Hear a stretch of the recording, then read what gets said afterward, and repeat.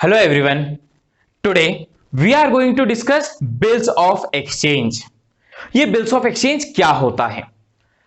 Bills of exchange को start करने के पहले हम एक बारी एक कॉमन बिजनेस ऑर्गेनाइजेशन में जो डे टू डे एक्टिविटीज होती हैं उस बारे में देखते हैं। अगर हम देखें, अगर कोई भी एक बिजनेस ऑर्गेनाइजेशन में कोई भी एक बिजनेस ऑर्गेनाइजेशन है तो वो अपने बिजनेस में बिजनेस ट्रांजैक्शंस करता है। बिजनेस ट्रांजैक्शंस का मतलब क्या होता है? वो गुड्स को खरीदता है और गुड्स को खरीदने के बाद गुड्स को मार्केट में बेचता है।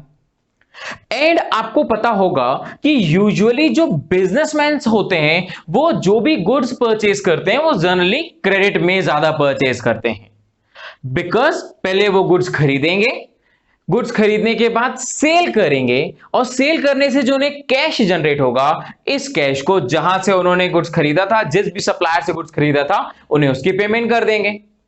तो ये एक सिनेरियो होता है जो आपके बिजनेस में चलता है। But point to be noted कि अगर कोई भी एक बिजनेसमैन, डजंट मैटर कौन हो सकता है, वो रिटेलर भी हो सकता है, वो होलसेलर भी हो सकता है, डिस्ट्रीब्यूटर भी हो सकता है। अगर कोई भी सपोज करते हैं एक रिटेलर है, रिटेलर ने होलसेलर से कुछ गुड्स खरीदे ऑन क्रेडिट, उधार में रिटेलर ने होलसेलर से गुड्स खरीदे हैं, देन डेफिनेटली होलसेलर को पेमेंट करना पड़ेगा। बट रिटेलर ने बोला हमें कुछ टाइम दीजिए, कुछ टाइम जैसे ही ये हमारे गुड्स सेल हो जाएंगे, इस सेल में से हम अमाउंट रिकवर कर लेंगे और जो भी हमने अमाउंट रिकवर किया है उसे जो भी आपका बैलेंस है पेमेंट वाला वो हम पे कर देंगे। तो यूजुअली होलसेलर मान जाता है कि हाँ ठीक है, बिल्कुल ऐसा होगा। बिकॉज ऐसा होलसेलर जो गुड्स उधार में देता है, जो रिटेलर्स होंगे वो ज्यादातर उनके पास ही जाना चाहेंगे। Because every person want to purchase goods initially on credit, उधार में खरीदते हैं। तो ये जो सर्कल होता है, ये जो सिनेरियो होता है वो यूजुअली चलते रहता है क्रेडिट ट्रांजैक्शन वाला। बट यहां पर जो होलसेलर है वो रिस्की पोजीशन पे आ जाता है। आप सोचिए एक बार और मुझे बताइए कि हाँ रियली जो होलसेलर है वो तो रिस्की पोजीशन पे है। क्यों ऐसा? सपोज होलसेलर ने कुछ गुड्स उधार में रिटेलर को दे दिया and after some time retailer ने उन्हें कोई पेमेंट ही नहीं की और रिफ्यूज कर दिया कि भाई कैसा, भाई क्या कहां का गुड्स हमने आपसे परचेज किया है, हमने कोई गुड्स परचेज नहीं किया। यूजुअली टर्म्स में ऐसा होता नहीं है क्योंकि रिटेलर को भी बिजनेस करना है, तो वो यूजुअली रिटेलर ऐसा बोलता नहीं है। बट फिर भी क्योंकि होलसेलर ने कुछ गुड्स उधार में दिए हैं रिटेलर को, तो होलसेलर कुछ गारंटी चाहेगा, कुछ एक प्रूफ चाहेगा, सेटिस्फैक्टरी नोट चाहेगा, जिसमें एक ऐसा नोट जहां पर लिखा हो, जो भी आपका रिटेलर है वो साइन कर दे, जिसमें सारी डिटेलिंग मेंशन हो कि हाँ जी हमने कुछ गुड सेल किए हैं रिटेलर को of this much of amount and yes retailer agree to pay me the same amount after 1 और after 3 month as the case may be, उसमें एक साइन हो जाए। तो ये जो एक सिनेरियो होता है, इस सारे सिनेरियो, क्योंकि ये सिनेरियो जनरली टर्म्स में हम यूज करते हैं, तो इन सारे सिनेरियो को ही हम डिस्कस करने वाले हैं under bills of exchange. Practically तो ये बात समझ आई कि हाँ जी सर इसकी एग्जिस्टेंस तो बहुत ज्यादा है और लगभग हर एक बिजनेस में ये यूज होता है। तो इस कॉन्सेप्ट को जल्दी से हम एक एग्जांपल से डिस्कस करते हैं, फिर उसके बाद हम और भी अच्छे से समझ लेंगे कि बिल्स ऑफ एक्सचेंज क्या होता है। सबसे पहले यहां पर हम दो सप्लायर्स को ले लेते हैं, दो बिजनेसमैन को ले लेते हैं as an example. First is your, suppose we are going to take mister X. लीजिए हमने एक मिस्टर एक्स ले लिया and the second person is mister Y. Okay ठीक है। अगर आपको एग्जांपल वाइज लेना है तो आप ये सपोज कर लीजिए mister X is a wholesaler and mister Y is a retailer. ये डिस्ट्रीब्यूटर भी हो सकते हैं, वो होलसेलर भी हो सकते हैं, कोई भी ऐसा हो सकता है, कोई इश्यूज नहीं है क्या? मिस्टर एक्स ने कुछ गुड्स सेल किए हैं मिस्टर वाई को ऑन क्रेडिट, तो हम इसको लिख सकते हैं mister X sold goods to mister Y on credit of ₹10,000। चलो ठीक है भाई, 10,000 रुपए के गुड्स मिस्टर एक्स ने मिस्टर वाई को उधार में सेल किए हैं। ठीक है, ये गुड्स एक्स के पास से चले गए वाई के पास, ठीक है। एक या दो दिन के बाद मिस्टर एक्स ने मिस्टर वाई को कॉल किया और बोला देखिए आपने 10,000 रुपीज के गुड्स उधार में लिए हैं, इसकी पेमेंट कब करने वाले हो आप?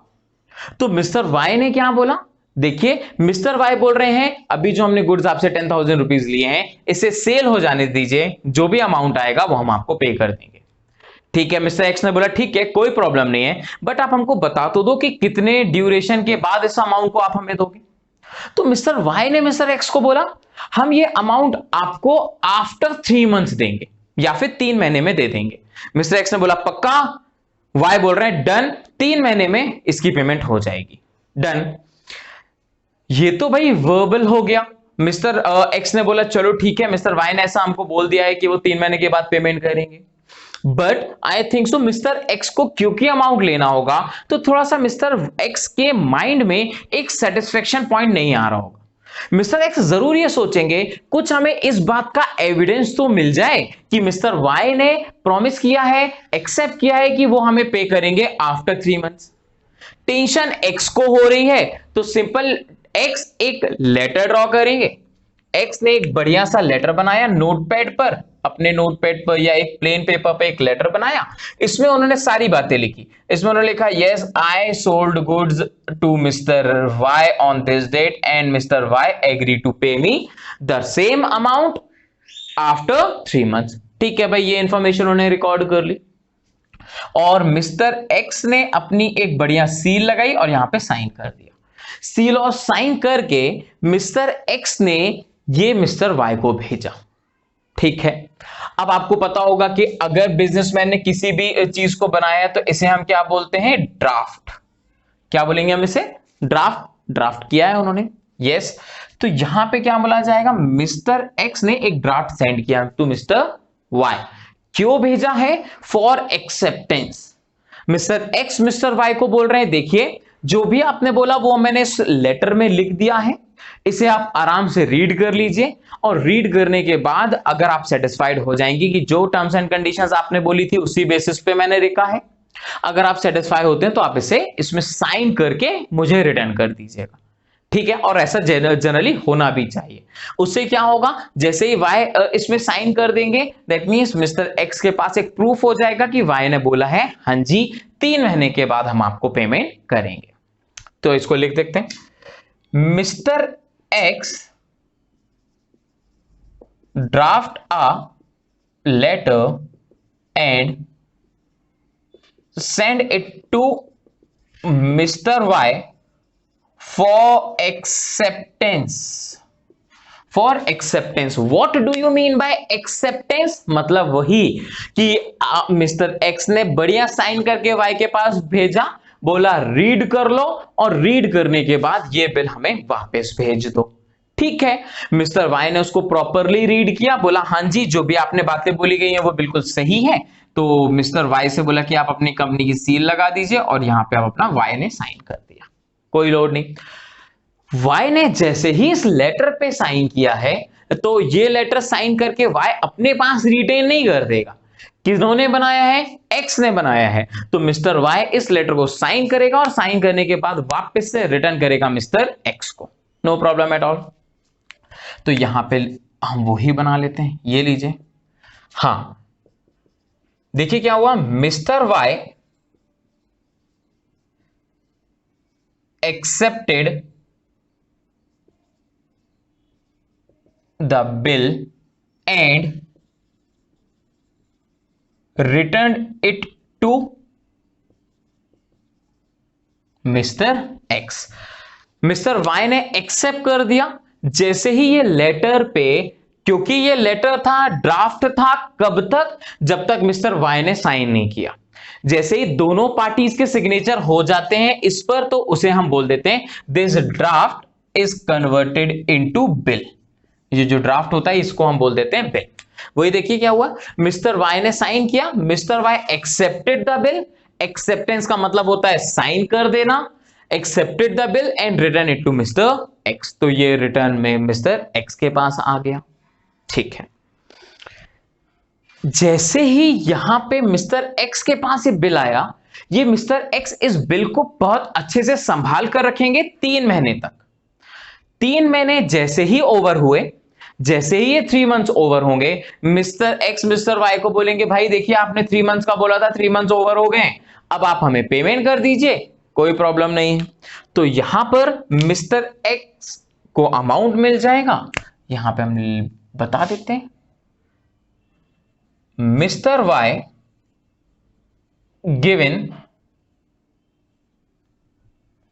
Amount to mister X as per his acceptance। लीजिए, as per his acceptance on maturity। On maturity का मतलब क्या हुआ, जिस डेट पे मिस्टर वाई ने मिस्टर एक्स को बोला था, प्रॉमिस किया था, वो उन्होंने फुलफिल कर दी अपनी प्रॉमिस। तो ये जो सिचुएशन है, the whole cycle is known as bills of exchange. The whole cycle is known as bills of exchange. देखो जरा किस किस तरह से बिल्स ऑफ एक्सचेंज हुआ। पहले गुड्स बेचा वाई को, ठीक है। मिस्टर एक्स ने क्या बोला, मिस्टर एक्स ने बोला कि ये जो बिल हम आपको दे रहे हैं, ये जो बिल हम आपको दे रहे हैं वो आप जल्दी से इसको साइन कर दो, एक्सेप्ट कर लो और फिर हमें वापस करो। क्योंकि 10,000 रुपए लेने थे, मिस्टर एक्स ने बढ़िया ड्राफ्ट किया और ये वाई के पास भेजा एक्सेप्टेंस के लिए। वाई ने अपनी एक्सेप्टेंस दी और एक्सेप्टेंस देने के बाद मिस्टर एक्स को कुछ ये बिल वापस कर दिया। मिस्टर एक्स ने इस बिल को अपने पास रिटेन किया है जब तक वो आपका 3 महीने ओवर नहीं हो जाते। जैसे ही 3 महीने ओवर हुए, मिस्टर वाई ने मिस्टर एक्स को पेमेंट दे दी, मिस्टर वाई ने मिस्टर एक्स को पेमेंट दे दी और मिस्टर वाई तब तक वहां से नहीं हटने वाले जब तक मिस्टर एक्स इस बिल को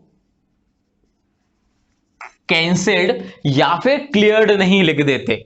कैंसिल्ड या फिर क्लियर्ड नहीं लिख देते। वो ऐसा क्यों? बिकॉज आपको पता है अगर मिस्टर वाई ने मिस्टर एक्स को पेमेंट दे दी और मिस्टर एक्स ने इसको कैंसिल नहीं लिखा तो हो सकता है कल फिर से मिस्टर एक्स मिस्टर वाई के पास पहुंच जाए और बोले देखो भाई इस बिल में आपने एक्सेप्टेंस दी थी, साइन किया था, मुझे ये अमाउंट चाहिए। इसीलिए यही एक रीजन है, मिस्टर वाई तब तक नहीं जाएंगे तब तक ये बिल कैंसिल ना हो जाए, या फिर मिस्टर वाई इस बिल को खुद रख लेंगे, कैंसिल करके उसे डिस्पोज ऑफ कर देंगे। तो आपने देखा यहां पे पहले ये बिल बनाया एक्स ने भेजा वाई के पास, वाई ने साइन किया, वाई ने साइन करने के बाद वापस से भेजा एक्स के पास, पेमेंट के टाइम पे फिर से ये बिल एक्स के पास से चला गया। तो ये बिल है वो एक दूसरे के इन दो पार्टीज के बीच में एक्सचेंज हो रहा है। तो इसी सिचुएशन को ये हुआ ड्राफ्ट से बना बिल, क्योंकि ये दो पार्टीज के बीच में एक्सचेंज हो रहा है तो इसे हम बोलते हैं बिल्स ऑफ एक्सचेंज। प्रोबेबली आप लोगों को इस बिल्स ऑफ एक्सचेंज का कॉन्सेप्ट समझ आया होगा और शायद आपने रियलाइज भी किया होगा कि ये कितना इंपॉर्टेंट है एक बिजनेस ऑर्गेनाइजेशन के लिए। ठीक है, यहां पे मैं आपको अभी मैंने बोला कि मिस्टर एक्स और मिस्टर वाई एक पार्टीज हैं। हां जी, बिल्कुल सही मैंने बोला कि mister X and mister Y parties हैं। अब ये जो पार्टीज हैं इनको उन्होंने नाम दिया गया है। Is it okay? तो ये जो पार्ट हुआ बिल्स ऑफ एक्सचेंज हुआ। अगर हम बिल्स ऑफ एक्सचेंज के बाद बात करें parties of bills of exchange या फिर we can say parties involve in bills of exchange, तो क्या होगा? देखिए, टेंशन किसे थी? एक्स को। टेंशन किसे थी? एक्स को। और एक्स को अगर टेंशन थी तो ये जो बिल है वो किसने बनाया? एक्स ने बनाया या वाई ने बनाया? एक्स ने बनाया या वाई ने बनाया? सिंपली इसको हम आंख बंद करके बोल सकते हैं सर टेंशन एक्स को थी, रुपए एक्स को लेने, तो ये बिल किसने बनाया? एक्स ने। और अगर ये बिल एक्स ने बनाया है तो एक्स को हम बोलेंगे dryer, because you know very well ना, यू नो वेरी वेल कि ड्रॉअर का मतलब होता है जो बनाता है, जो ड्रॉ करता है उसे बोला जाता है drawer. Who had drawn this bill? Mister X. So basically mister X is known as drawer. Means वो पार्टी जो गुड्स सेल करती है ऑन क्रेडिट वही ये बिल बनाती है। जिन्होंने गुड सेल किए हैं ऑन क्रेडिट वही बिल बनाती है। मिस्टर एक्स ने किसके फेवर में ये बिल बनाया? I think so mister Y के फेवर में। तो जिसके फेवर में ये बिल बनाया जाएगा उसे बोला जाएगा ड्रॉई। उसे क्या बोला जाएगा? ड्रॉई। जिन्होंने बिल बनाया वो ड्रॉर, जिसके फेवर में बिल बनाया वो ड्रॉई। और साथ में शायद आपने देखा होगा कि मिस्टर वाई ने ये जो अमाउंट है वो किसको पे कर दिया? एक्स को ही पे कर दिया। मींस जिसे आप पेमेंट करो उसे हम बोलते हैं पे। जिसे आप पेमेंट करो उसे हम बोलते हैं पे। जल्दी से बोलो, मिस्टर वाई ने किसे पेमेंट की है? एक्स को पेमेंट की है, तो मिस्टर एक्स क्या हो गए? पे। तो बेसिकली कितनी पार्टीज इन्वॉल्व हो रही हैं? 3 पार्टीज। वो क्या क्या? सबसे पहली पार्टी, फर्स्ट पार्टी बहुत इंपॉर्टेंट, जिसे हम बोलेंगे ड्रॉयर। हां जी, ड्रॉर कौन है? हु ड्रॉज बिल, है ना। ड्राफ्ट भी बोल सकते हो, लेटर भी बोल सकते हो, बट फाइनली ये जो ड्राफ्ट है, ये जो लेटर है, वो आफ्टर द एक्सेप्टेंस साइन होने के बाद बिल ही बन जाएगा। तो आप इसे बोल दोगे ड्रॉर कौन है? हु ड्रॉज बिल, जो बिल बनाता है। सेकेंड पार्टी की अगर हम बात करें तो second party is drawee. Drawee कौन है भाई?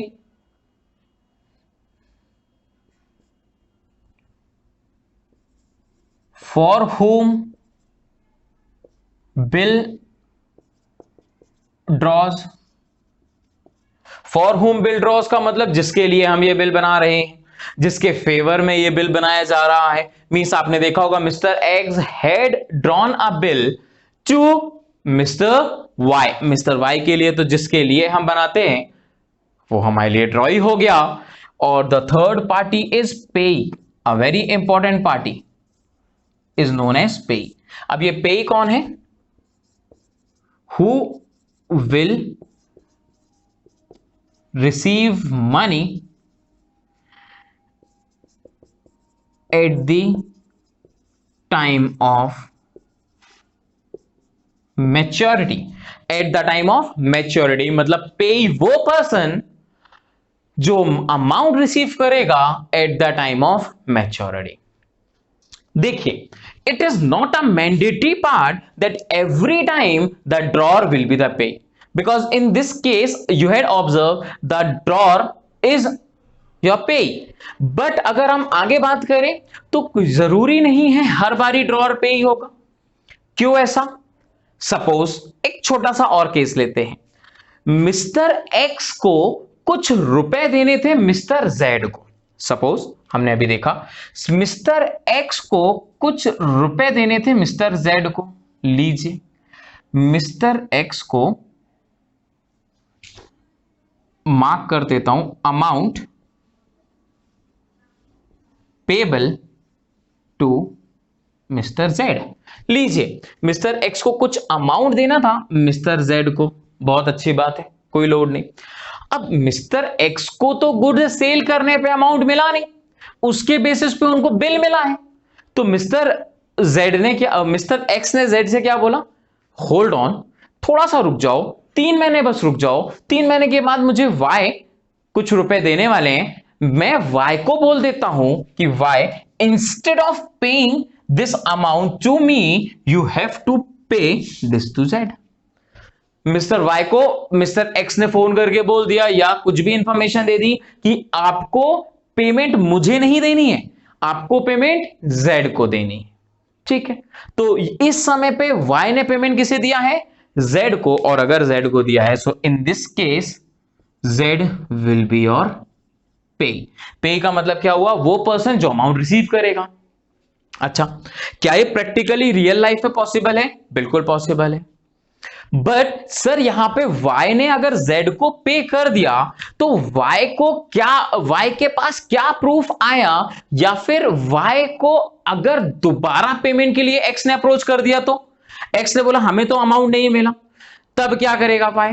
देखिए, जब y z को पे करेगा ना, तो y z को ये बोले, z को जब पेमेंट करेगा तो बोलेगा मैं z को उसी शर्त पे करूंगा कि जब मुझे जो मैंने बिल साइन करके दिया है वो आप कैंसिल कर दोगे। जैसे ही वो बिल कैंसिल हो जाएगा मैं z को पे कर दूंगा, मेरे को कोई प्रॉब्लम नहीं है। x को वैसे ही रुपए देने थे, वो बिल कैंसिल कर देंगे। तो इस केस में who is the pay? z is the pay. तो हमें पता चला 3 पार्टीज में पहली पार्टी मिस्टर एक्स जिन्होंने बिल ड्रॉ किया है वो ड्रॉ, जिसके लिए ये बिल बनाया जाता है that is known as drawee. जो अमाउंट रिसीव करता है that is known as payee. Sometime your drawer will be your payee और in some cases the other party will be the payee. आपको फोकस करना है कि भाई कौन सा, जिसको रुपए दो वो payee. Done. And the whole process, again one more time, and the whole process is known as bills of exchange. तो ये जो बिल होते हैं, क्या ये बिल एक ही तरह का होता है या फिर डिफरेंट टाइप्स ऑफ बिल्स आते हैं? हां जी, डिफरेंट टाइप्स ऑफ बिल्स आ गया। तो जल्दी से इसके हम टाइप्स भी देख लेते हैं। हमने पार्टीज देख ली, टाइप्स ऑफ बिल भी देख लीजिए। Types of bills of exchange, देखिए बड़ा सिंपल सा। पहला होता है, first one is your trade bill. What do you mean by trade bill? Trade का मतलब पता है क्या आप लोगों को? ट्रेड का मतलब पता है क्या आप लोगों को? ट्रेड का मतलब क्या होता है? आई थिंक सो, जैसा कि मेरे को पता है, ट्रेड का मतलब होता है process of purchase and sale of goods and services. तो जब आप अपने गुड्स एंड सर्विसेज को खरीदने बेचने पे बिल बनाते हो, जैसा कि इस केस में आपने बनाया है, जैसा कि आपने इस केस में बनाया है, गुड्स खरीदे थे उन्होंने, आपने गुड्स बेचे थे, अमाउंट लेना बाकी था तो बिल बना दिया। मींस आपने इसको गुड्स को ट्रेड किया, तभी जाके इस बिल को बनाने की जरूरत आई, तो उसे बोला जाएगा ट्रेड बिल। मतलब ये क्या होगा? Trade bills of exchange. Second bill की अगर हम बात करें तो सेकेंड है अकोमोडेटिंग। अकोमोडेटिंग बिल, जो सेकेंड बिल बनाया जाता है वो सेकेंड बिल होता है अकोमोडेटिंग बिल। अकोमोडेटिंग बिल का मतलब क्या होता है? जब हम म्यूचुअल हेल्प के लिए बिल बनाएं, इस बिल को बोला जाता है अकोमोडेटिंग बिल। फिर से, जब हम म्यूचुअल हेल्प के लिए बिल बनाएं, उसे बोला जाता है अकोमोडेटिंग बिल। मैं यहां मार्क कर देता हूं, accommodating bill is made for mutual help, और ट्रेड बिल को हम यहां बोल सकते हैं eight the time of trade.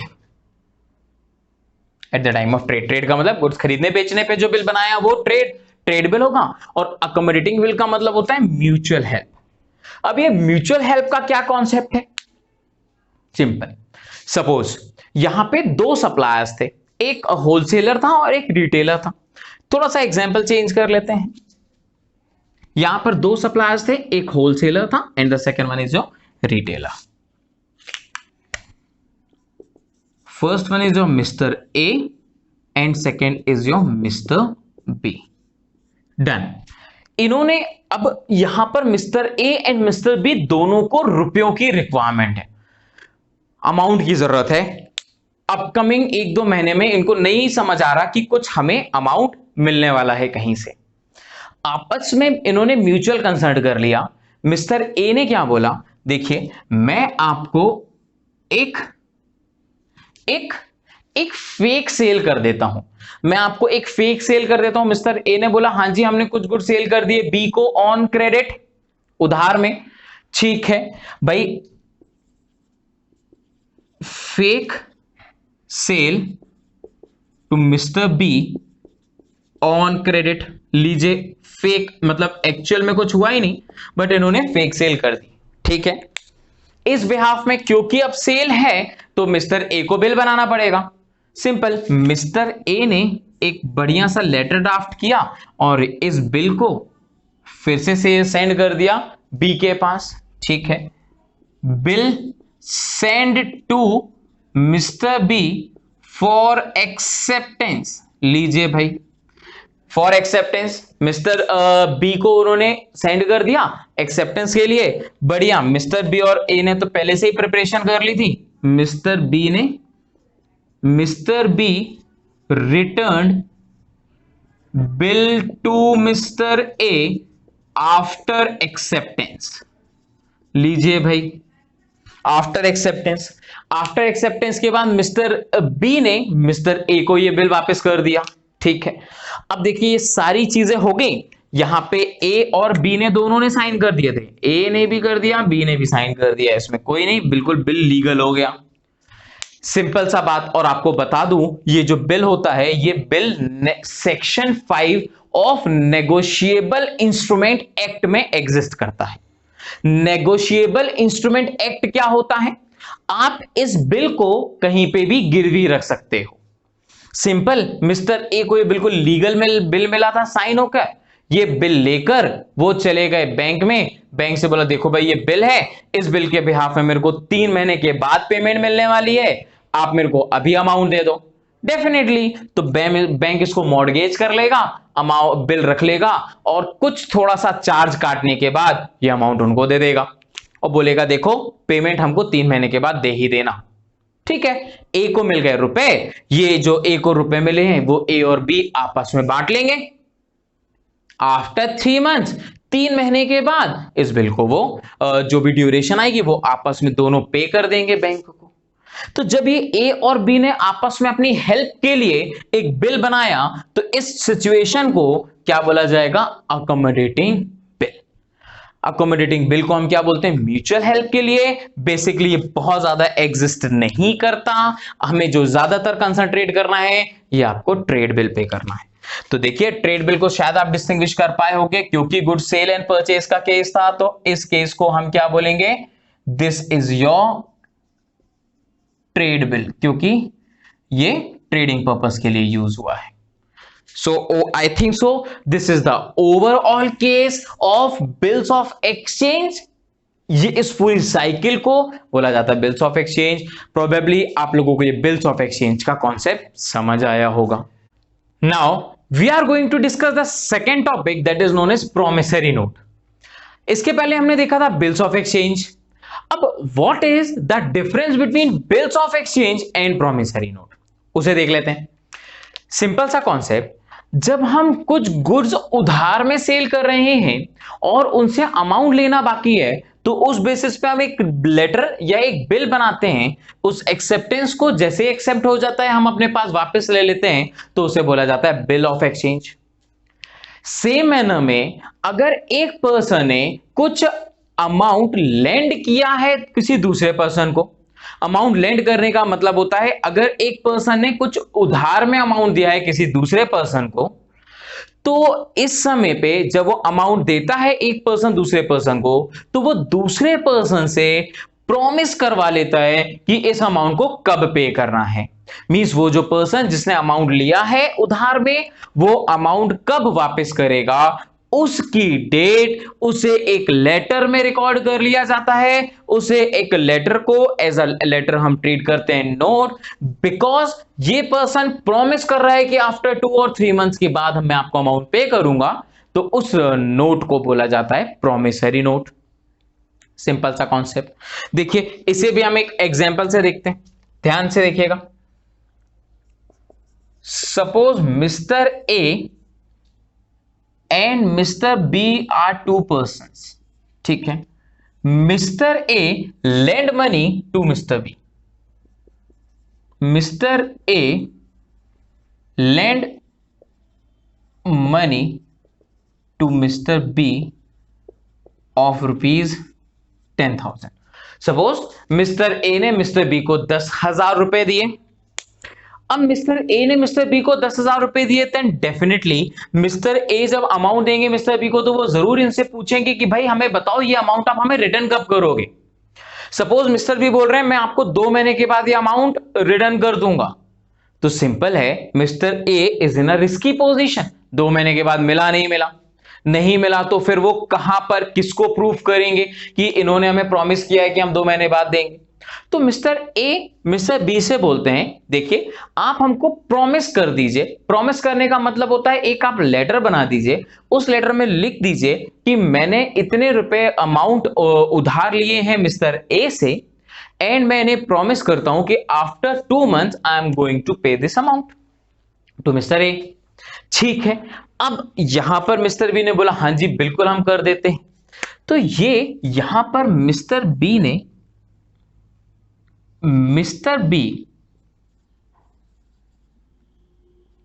Draw a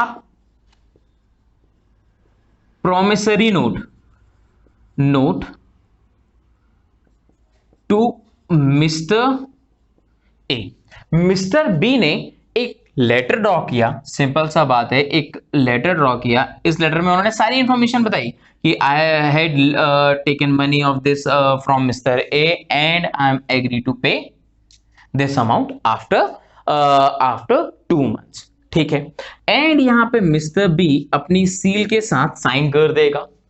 ये जो प्रोमिसरी नोट है वो इन्होंने ड्रॉ किया है मिस्टर ए के पास। हमने बिल्स ऑफ एक्सचेंज में देखा था टेंशन ए एक्स को थी तो एक्स ने ही बिल ड्रॉ किया था, बट यहां पर इस केस की अगर हम बात करें तो यहां पर बिल किसने ड्रॉ किया है? बी ने, क्योंकि ये जो बिल है वो बिल नहीं रहा, ये बिल बन चुका है प्रोमिसरी नोट, मींस प्रॉमिस करने वाला ही बनाएगा। यहां पे प्रॉमिस कौन करेगा? ऑब्वियसली बी ने अमाउंट लिया है तो प्रॉमिस बी करेगा, इसीलिए जो बिल बनाया जाएगा, जो नोट बनाया जाएगा वो प्रोमिसरी नोट बी बनाएगा in favour of A. And at the time of maturity, mister B कुछ जो भी अमाउंट होगा वो पे कर देगा। यहां मार्क कर सकते हैं mister B pay amount to mister A on maturity का मतलब 2 महीने के बाद। एंड मिस्टर बी अमाउंट देकर चला नहीं जाएगा।